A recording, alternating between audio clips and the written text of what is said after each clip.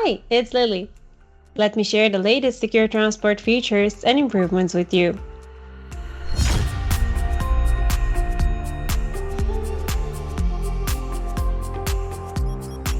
This month, we updated several third-party components that were reported in the National Vulnerability Database, including Jetty and Commons.io.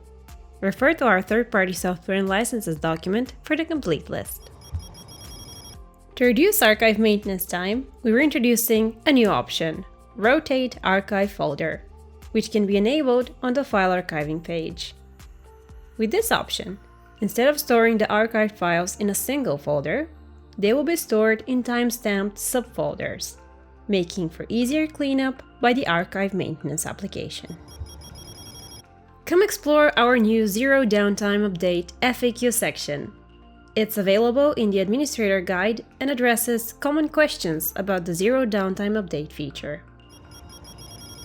SecureTransport features a file locking mechanism that blocks access to files while they're being uploaded or processed, which prevents partial uploads and conflicts with post-processing actions. With this update, rather than failing immediately when a rename command is issued for a locked file, SecureTransport can now be configured to wait for a predetermined period for the lock to be released.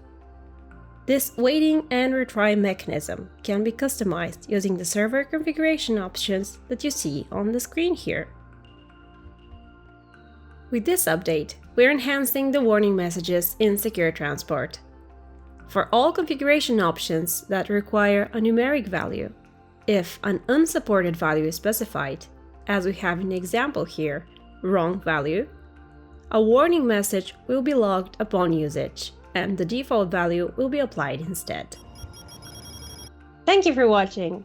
Apply this update using the links in the description below. Don't forget to like and subscribe, and I'll see you next time.